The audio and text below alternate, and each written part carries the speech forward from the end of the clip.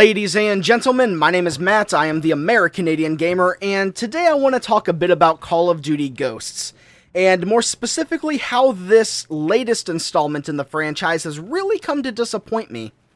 Now, I've sat down and tried to write a script for this, I've tried writing out bullet points and tried other methods to really get this video going, but nothing's really been working for me, so I'm just kind of going to sit down and do this stream of consciousness unscripted thing, so forgive me if this is a little unorganized, but I feel like I have some things to say, and I just want to get them out. You know, I just kind of want to let stuff out. Maybe it's kind of therapeutic for me, I don't know, but that's how we're going to have to do this.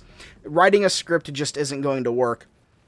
But let's talk about this new Call of Duty and how it's probably the watershed moment for the franchise, where a lot of people are turning around saying, well, I don't know if I like this installment. I don't know if I like this series anymore. A lot of people have been saying how they think it's the worst Call of Duty, and I'm actually very inclined to agree, and at the same time, I'm not. Now, I've said that I think from a core gameplay standpoint, this is probably the best Call of Duty that's ever released, and I stand by that. I think from just a pure core gameplay, forgetting about features and forgetting about some of the more superficial stuff like customization, character customization, and a lot of the other tacked-on features, just the core gameplay, I think, is the tightest the series has ever had and the most satisfying it's ever had. But there's a lot of other issues surrounding it that I can't shake. You know, normally, I've said before that I'm a glasses-half-full kind of gamer. I can look at a game, I can identify the problems that it has, but I can still enjoy the positives of it. I can still really enjoy a game, even though it might be considered bad. One of my favorite games of all time is Dark Messiah of Might and Magic, and that game is brimming and just glaring with flaws left, right, and center, and I still adore it. And I've been a fervent supporter of the Call of Duty series for a while now, because of how much I love the actual core gameplay experience of it, and because I believe that people should play what they want to play what they enjoy, and not worry about what other people think, because there's this stigma surrounding Call of Duty that you shouldn't play it because it's a quote-unquote bad game, and it keeps a lot of people who would probably enjoy the game from playing it, and I think that's kind of a shame. So I've kind of been a supporter of it, and I don't know how much I'm going to support this newest one. I'm still playing it, I'm still unlocking stuff and giving it more time to let more stuff sink in, but I've just started having trouble shaking the issues that I've been finding in the game.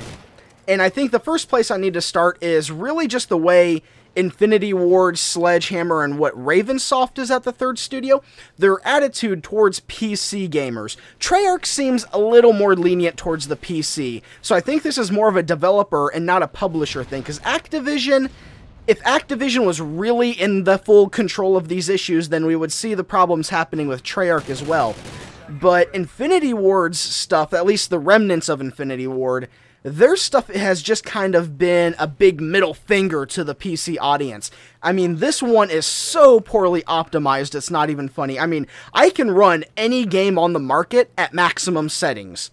Easy. Maybe not at 60 FPS, but I can run them all at maximum settings. I cannot run Ghosts at maximum settings, and if you look at the textures in that game, on the highest settings, there is no way that my machine should not be able to do that. Mine's not even the highest top-end machine out there, but I can still run everything at high settings. I can run and record Battlefield 4 at 1080p with no problems.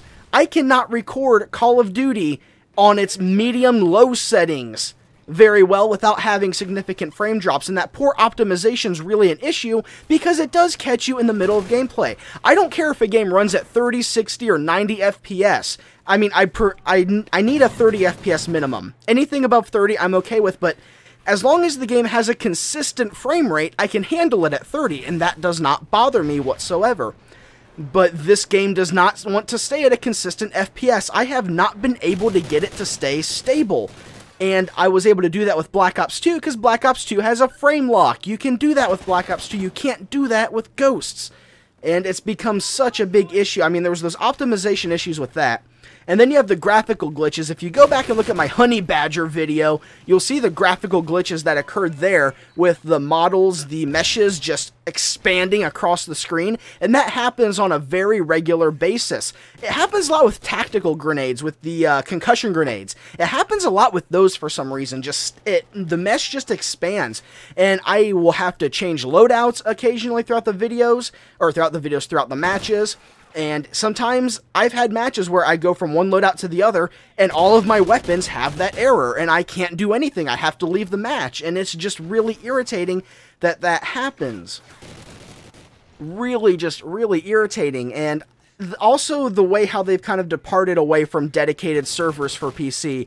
And yes, I know Black Ops 2 did that, and I didn't like it then either, because dedicated servers, when I say dedicated servers, I don't mean a dedicated server backbone like you see on some console games where, yes, it's a matchmaking system that just connects to these dedicated servers. I mean a true player-controlled dedicated server like you see with something like Team Fortress 2 or Battlefield, where players set it up. They can set the rules, they can set the map rotations, and then players can connect to those. Those are something that have been a PC standard for years now, and there's also a very good reason to have those. Hackers. Hacking on a PC is a lot easier than hacking on a console. Yes, you can hack on a console, and for people that do it on a regular basis, it's probably become pretty easy. But on a PC, you can just download and install hacks, and you're good to go. Do it on a pirated version of the game, and then you can just, redo your piracy, get a new CD crack, and do everything else, and hack again after you've been banned from it.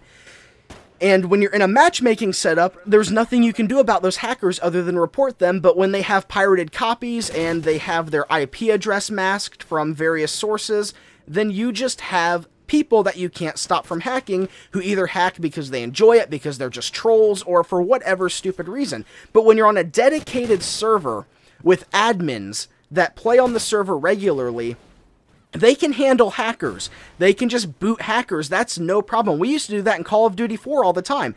It was our clan, and we had two other alliance clans, SOD, and I can't remember the other clan that we were allied with, and maybe it was SOD and something else, I can't quite remember, but our three clans all had our admins linked together, and we had admin on each other's servers, and if we detected a hacker, then we could hop into each other's servers if one of their admins was unavailable and get rid of the hackers, or just not even hop in the server, we could just do it from there, and we had that set up.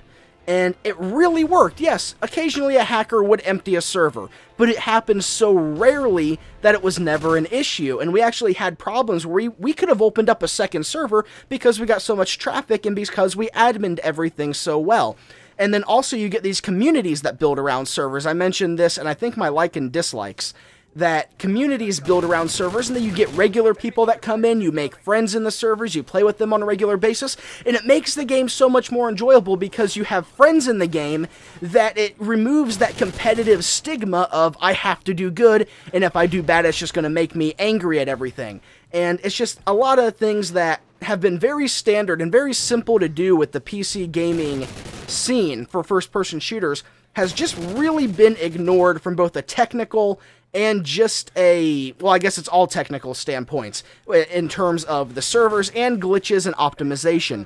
That's one thing that I've just really felt with this release, is that big middle finger from the developers to the PC side.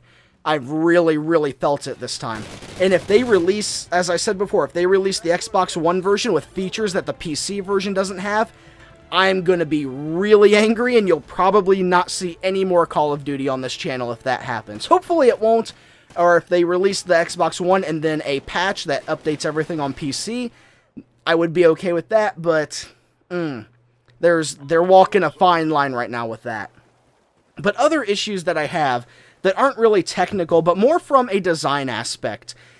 And one thing that I really haven't liked with this release is that it felt like it, for the first time, took a step backwards with the class customization. And at first I really liked what they did with the class customization. I've actually praised it before, because they do have a really good system for it. You get 2 free attachments for your primary weapon, you get a free attachment for your secondary weapon, and then the perk system has this nice numbering setup, so you can choose any perks that, as long as you have enough points to allocate for them. And that's a great system. I love it.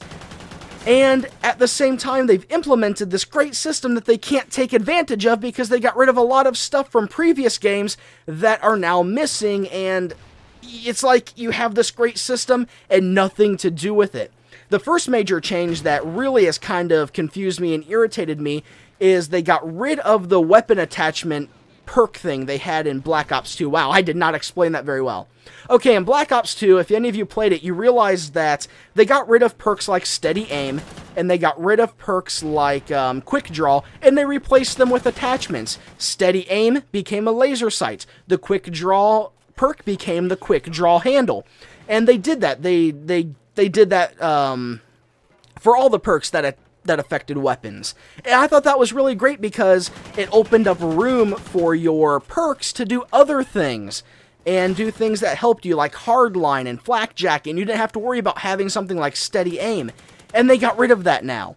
I know they probably tried to fill out their big perk list and have more perks, but I think it was detrimental to the system because now they have 2 free attachments for your primary weapon, but I don't know, the attachments don't really seem to do that much. It's just the standard, you can either have a sight, an underbarrel grip, or a higher magazine or FM full metal jacket rounds.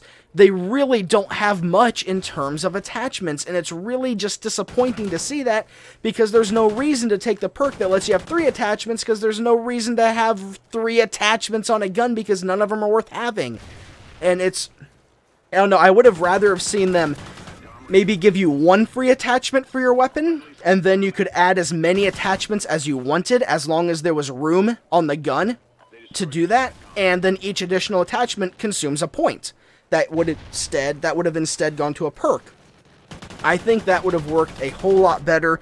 They could have had more variable level sights, maybe a sight that has multiple zoom levels, not just the single and double zoom, but maybe like 4 or 5 levels of zoom effects that you could do with the scroll wheel inside of the scope, and they could have added that and just made that consume more points. I think there was a lot of flexibility they did not take advantage of. And then you look at the lethal and tactical equipment.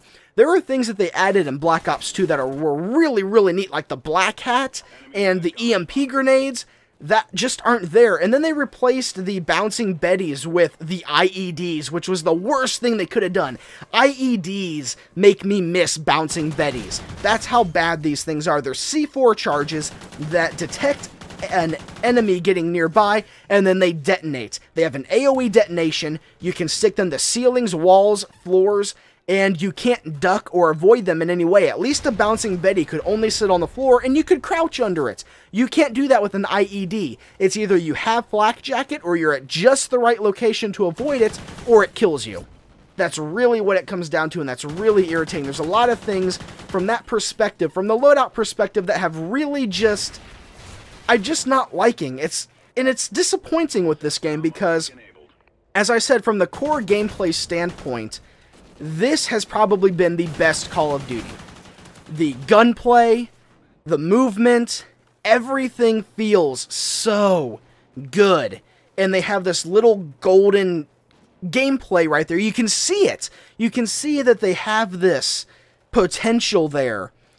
And then they waste it. There are all these things they throw on top of it, all these constraints, all these other things for some stupid reason that have to be there that just amounts to ruining the experience for a lot of people. Reducing the number of players in each match from 18 to 12 really negatively impacted everything because now the game feels so much slower. They could have reduced it, yes, from 18 to say like 14, or no, was it down from 16 players, wasn't it? I don't know. They need a couple more players on each side. They need a couple more players on each side now because everything feels really slow. And that's something I always liked about COD was, yeah, sometimes you got screwed over by a bad spawn, and sometimes things got a little chaotic, but it was always fast-paced, and now it's so slow, and it just feels like I said, they have this great core experience, and then all this stuff is thrown on top of it. And in my mind, it seems to stem from the fact that a lot of the guys at Infinity Ward that cared about their product are now working on Titanfall. And Activision brought all these other people in to kind of fill out Infinity Ward, as well as Sledgehammer and Ravensoft, to do these things, and they just don't seem like they care about what they're doing. And I'm not saying that that's their fault particularly. I mean, imagine yourself being in their shoes and you want to do something, and then Activision tells you you're going to work on Call of Duty for the next 10 years, and that's all you're going to do. I wouldn't be very excited about my job either. I wouldn't be very excited about that at all, especially when it's not trying to make Call of Duty what you want it to be, but trying to emulate Call of Duty in the way that you would think Infinity Ward would do it. That's why I think the Treyarch games seem to be a little bit better in the past years, is because they at least seem to have some care about what they're doing, because it's still them. It's still their game. They're not being forced to kind of emulate this Infinity Ward setup. So I don't know how this Call of Duty is going to work out. I'm still having some fun with it, but this is, I think, really going to be the watershed moment. I think the next Call of Duty, the next one's going to be the make or break for the series. I think this next year is going to be a lot of make and breaks for the gaming industry, because I think Battlefield is going to survive okay, because Battlefield 4 has really held up to the standard that Battlefield 3 set for it. I still don't think Battlefield 4 is as good as Bad Company 2, but I think Battlefield 4 is definitely a good step for the series. Okay, let me rephrase that.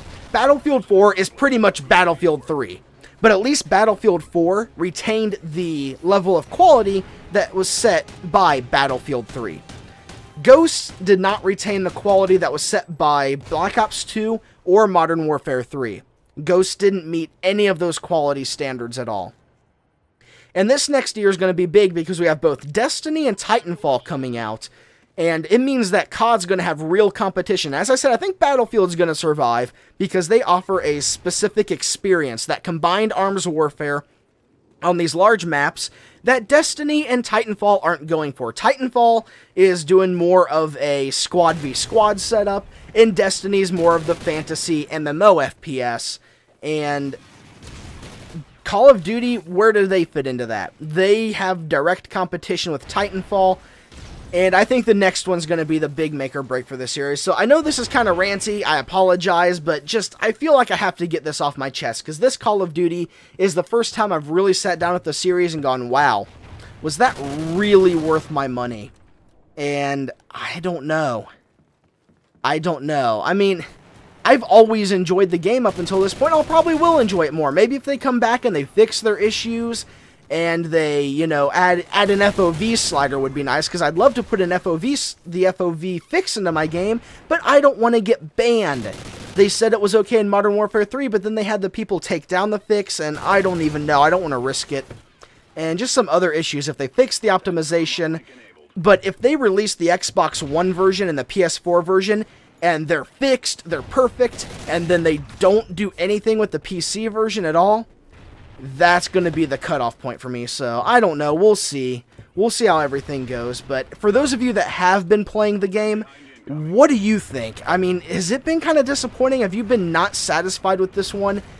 I really want to know, am I alone in this? Yeah, am I alone in this? This is not about boarding a hate train right now. This is about actually deciding, did this game live up to the standard of quality that I expected it to? Did it really live up to the enjoyment that I thought I would get from it? So, I'm going to go ahead and end it here before I just rant on for another hour. So, as always, ladies and gentlemen, thank you so much for watching. My name is Matt, and I'll see you next time.